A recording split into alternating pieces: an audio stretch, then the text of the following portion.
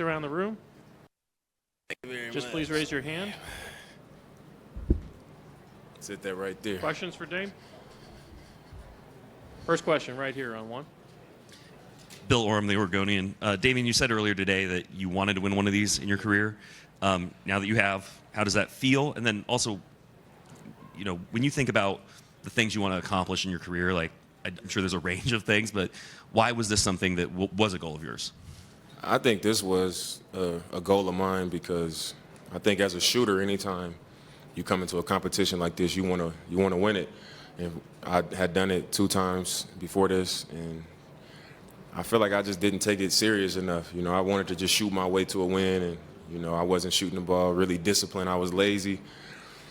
And as a shooter, I wanted to win at least one time, you know, before I was done playing. And you know, that's why I took this one a little more serious.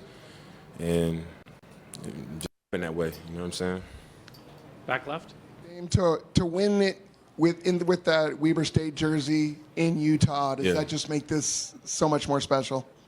Yeah, I feel like everything just lined up, you know. Being back here, I went to school here. I was here 4 years, a lot of family, a lot of friends here, people that I'm still in touch with. And, you know, when I touch down here in the summer, whether I'm going back for an alumni game or just going to train, or this time, you know, I feel the love, you know. I know that I'm welcome here. It's a second home for me. And sometimes that's what it takes, you know, for an experience to be what it's supposed to be. You know, I feel like this is how it was supposed to happen. And I'm happy that it happened here. Casey up front. And that kind of seems like it's been a theme in your career. Is, you know, when clutches on, can you talk about that a little bit in that last one? I mean, it got to a point where I was counting in my head because the first round I didn't even finish the rack because I was trying to look and find my score. And this time I started counting and I lost track. So as I got down the stretch of that last 2 racks, I was like counting, and I knew I had to make all of them, but I thought I was on track to tie them. So I actually lost count, but I knew I needed to make all of them. And then when I looked up, I was like, oh, that's 26. So it's ironic, you know, that it came down to that, and I had to tighten up and come up big at the end. But like you said, that's typical, you know, that's typical for me. You had your chance. What can I say, man? You had a shot, literally. Back left again. Dame, Lowry said in the locker room before that you called it. You said you were leaving with the hardware. I did. My trainer, Phil Beckner, he teaches shooting, and I think he wanted me to win the three-point shootout more than I did, actually. You know, he just kept telling me, like, you got to do it, and you got to go in the locker room and do what Larry Bird did and ask everybody who coming in second. But I didn't say that, but I was like, I'm going to win. I told him, I was like, I'm winning tonight. And, you know, everybody kind of laughed, and I told him, I was like, I'm serious. So I'm sure Phil happy that I got it done. Dame, do you think it kind of worked to your advantage in the competition that they had the balls out in kind of like the deeper range between the 2 ones above the break, because that's a shot you take all the time in games? I mean, I don't know if I would say it was my advantage because all of these guys shoot with deep range.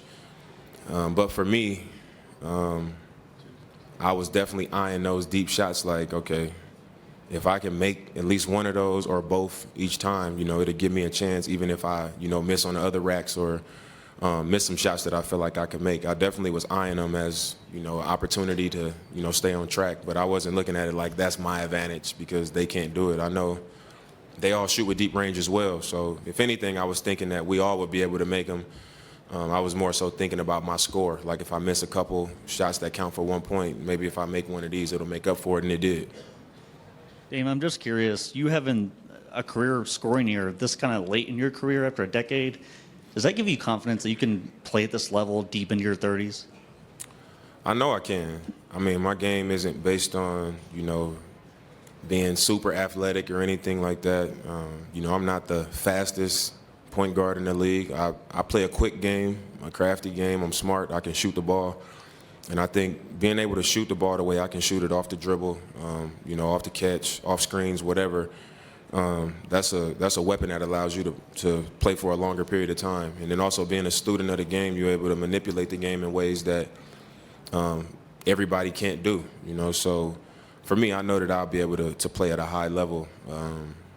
As long as I want to play, obviously not when I'm an old man, but like I'll be able to do it for a long time. So getting surgery last season, you know, correcting something that I have been dealing with for a few years, I feel like that set me back to 27. So I'm basically 27 now. So just Right I here. got a while to go. Right here in the front. Dame, when did you decide to wear the Weber jersey? And was that your idea? And then how did you go about actually getting it here? And So it was, I don't know, maybe probably like a week and a half ago. They asked me, did I want to shoot? And I was like, yeah, I'm going to shoot. And we was just in the middle of a conversation. And I was like, you know, it's going to be cool to be back in Utah. And they was like, it'd be pretty cool if you shot in your Weber State uniform.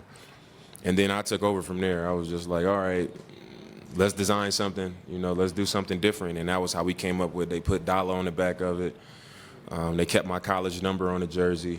Every year that I made All-Star on the side, on the stars. And just got creative with it. I felt like it was a good opportunity to pay homage to Weber, my old stomping ground, you know, and just show love, especially being back in Utah. So it turned out to be perfect, especially, you know, now that I won it, you know, and they giving that love and exposure, you know, to this type of audience to Weber State. Over on the right. Buddy was pretty upset after this loss, said that he had a horrible final round, and I'm curious, he said that if he went last, he would have been able to win because he knows what kind of target score to hit. I'm curious, do you feel like going last or second or first matters in this competition?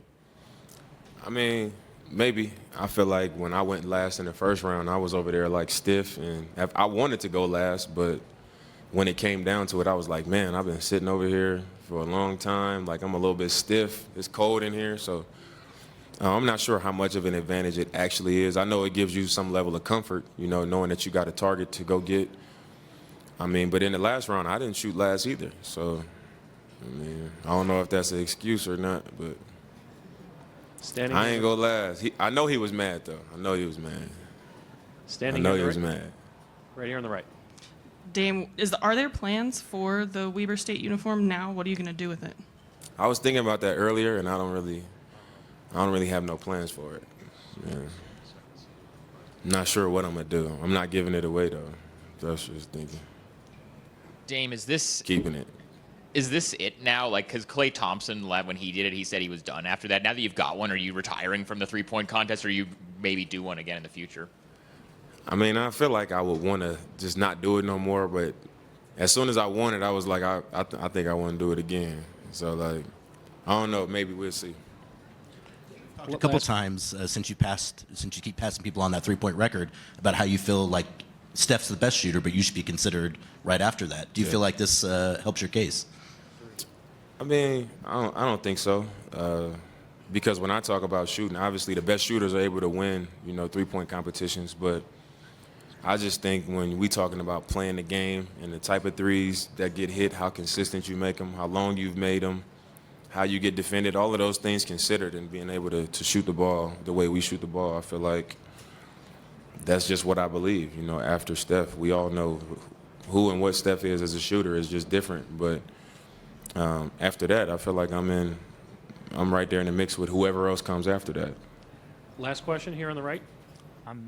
Yes, hello, Dame. Yes, if you allow me the question, if you hadn't been a basketball player, which could be your work, your job? I probably would have been a rapper. I'd have been a rapper or a boxer or something. I don't know. One of those two. All right. Thank you, Dame. Thank you.